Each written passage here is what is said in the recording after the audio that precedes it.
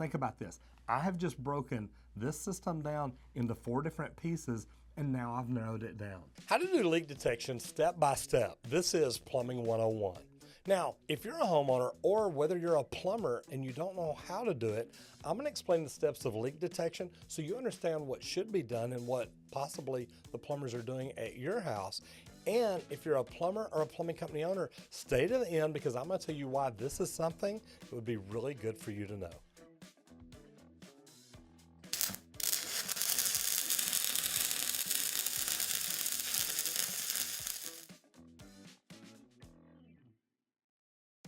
So first of all, if this is your first time on this channel, or even if you've been here before but you've never done it, remember to hit the subscribe button and ring the bell so you don't miss out on anything. A week ago Friday, I actually taught this lesson to my plumbers to show them the steps and procedures that I use when getting called out to a house for leak detection. So slab leaks, leak detection, those things like that are something that if you get the right equipment and you know what you're doing, you can really do a lot of good for your customers and for your bottom line, for your revenue. So first of all, I'm going to show you step by step what I do whenever I come up to a house to do leak detection. And the funny thing is, it actually starts before you get there. When I'm driving down the street, I'm looking in the front yard, I'm looking by the curb, I'm looking up by the house to see where the meter box is and where the valve box is. Maybe even, can you tell, do they have irrigation systems? Because these are things that by the time I pull up to the house, it's going to help me figure this out. Now, whenever I get out of my truck, one of the first things I do is open the lid to the meter box. I want to see, is the meter turning? Is it spinning? Is it bouncing? Is it doing anything at all? Or do they have the water turned off? And when I leave the meter box, I'm going to check for an irrigation box. Is there a backflow preventer there? And as I get up to the house, remember I was looking at the other houses coming down the street. If I saw a valve box about 3 feet to the right of every front door there, guess where I'm going to be looking when I walk up to the house? Now, some people don't know if they've got a shut-off valve or not, so this is something as a plumber, as a trained professional, I know to look for when I get there. So after I talk to them and I come out, now I'm going to start actually looking for a leak. So I'm going to draw a house here and show you how I go through the process and what I do. So first of all, say that we've got a house, and I'm not going to draw anything big or anything crazy. We'll put a water heater back there. I'm going to have a kitchen sink, something like that right here. On this end of the house, I'm going to do a laundry room with a washer box. You've got a dryer. Over here, I'm going to do, say, a lavatory and a toilet. And then back here, let's just go ahead and put a shower in. So I'm going to take this and actually draw the water lines like I think that they would be found in a house. Hopefully I've got a valve box in the front yard, a meter in the front, the water line comes in and goes back to the cold side of the water heater. Now,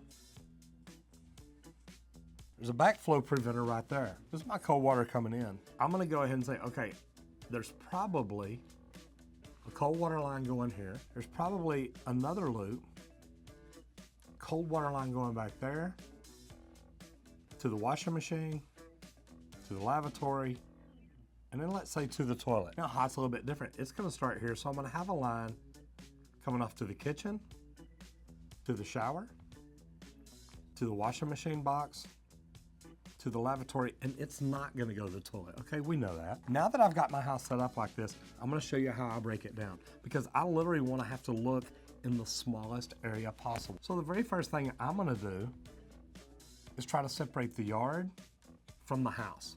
So this valve right here is gonna let me do that. If there's a good working valve here, I can actually shut this off, and that's gonna isolate half the systems for me. I've got the yard system, and then I've got the house system. If this valve works, I said earlier, I stop and look at the meter on the way in. If it was moving and I shut this valve off, if that stops, now I know the leak's up under the house. If it continues moving, now I know it's out here in the yard. So that's kind of separate that system for me. Now, say the leak's out here in the yard, I can do the same thing. I can shut off the valve right here in the backflow preventer, and if it stops turning now I know it's on my irrigation system. This helps me separate half my systems. I can separate the yard from the house. Now, say that whenever I shut this valve, the leak stops. My meter stops turning. Now right now I'm just testing everything with city pressure, but I may need to put a gauge on a hose bib, somewhere around the house, or maybe at the washing machine box, put one on the hose bib there. Once I determine, well, the leak is in the house, I wanna go through and do the same thing I just did. Now what I'm gonna do is I'm gonna come in and I'm gonna shut the line going into the water here. There should be a full port ball valve there. If there's not, if there's a gate valve, I talk to them and tell them, this is something I probably need to change because, well, that doesn't work very well for me. I have actually shut off a gate valve before and had to come in and change things up, take it apart just to pull the gate out so that I could turn the water back on. And then I told them, just like before I got there, that valve really doesn't work. But if I shut the cold water off to the water here, now I've isolated the hot. Now I look at my gauge again. Now, hopefully I've got a gauge on the hot, the cold, or both to know what I'm doing, but now I wanna know, did it stop? Because now if I shut this and it stops, that tells me it's on the hot side. If not, it's on the cold. Think about this. I have just broken this system down into 4 different pieces, and now I've narrowed it down. Once it's time to actually start doing leak detection, I've got a smaller area to work with. So I'm gonna do 2 things. First of all, I'm gonna grab my leak detection equipment and I'm gonna listen to every angle stop on that system. So say it's the hot side. I'd come over here and listen to it, but I would also go ahead and listen to the cold just because they may be touching under the slab, the water may be crossed, there's a lot of different things it could be, but I wanna listen to everything. So I listen to it here, I don't hear anything. I listen to it at the water heater. Yeah, I can hear a little bit, but not bad.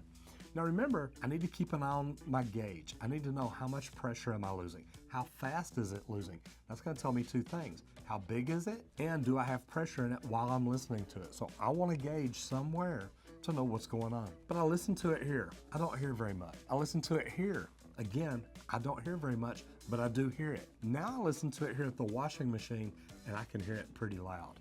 I also listen to it over here on the hot side at the lavatory, and again, it's pretty loud. Well, now I know it is probably between these 2 points. But remember, I heard it here, but not very loud. So what I'm gonna do now, I'm gonna come in and I'm gonna isolate. I'm gonna locate my lines under the slab. And I can do this with my location equipment, hook up to the copper, mark where it is, and I'll literally go through and I'll take blue masking tape, and about every 2.5 to 5 feet, I'll put a piece of tape on the floor. That way I know right where the line is. Then I'll do the same thing going from the washing machine to this lavatory. Now, remember, it's on the hot line, so I'm not really worried about the line going over to the water closet, but I would go ahead and listen to this angle stop just in case maybe they did run hot water over there and make a mistake. Say that I know it's on these 2 lines. What I'm gonna do now, I'm gonna take my leak detection equipment, and I've got different brands that I use. I started out with Geophones, then I went to Leaktronics, then I went to Leak Pro, and I actually bought the subsurface leak detection kit also. Now, believe it or not, I still use all of them depending on what situation I'm in. But say that I heard it loudest right there and I marked it. Well, now what I'm gonna do is I wanna locate that line, know right where it is so I can listen right above it. Now, if it's hardwood floors, if it's tile, if it's carpet, you could have problems, but you wanna do everything you can. You may need to peel back the carpet. You may need to tell them, look, with the hardwood floors, we need to go ahead and get your insurance company involved. They may want you to just go ahead and tunnel up under there, get close, get on it and fix it. That leads to another thing. When you're giving them options for repairs, are you going through the floor? Are you rerouting? Are you tunneling underneath? Or are you giving them all 3 options? Back to my leak. Once I know it's on this line coming from here to here, I've isolated it, I can hear it, I'm listening right above it. Say I think it's right about here. If I can, without damaging any flooring, say I pull back the carpet, I'll go ahead and drill a 3/8 hole down. That way I can stick my probe in and listen to it again right at the leak. Guys, double and triple check yourselves. You never want to tunnel up under a house or make a hole in the floor until you're 100% sure. If you're a plumber and you do slab leaks and leak detection, and this is something you're good at, tell me, do you do it a little bit different? Or what product do you use? What listening equipment do you use? Do you always put air in, or do you sometimes just let the city water pressure do it for you? You can actually hear it both ways with the right equipment. If you're a homeowner and you've had to have this done, did they give you options? Did they go through all these steps, or did they just start listening as soon as they got to your house? Anyway, I'd love to know what you think. I'm Roger Wakefield, Lead AP, helping you make more money in the trades.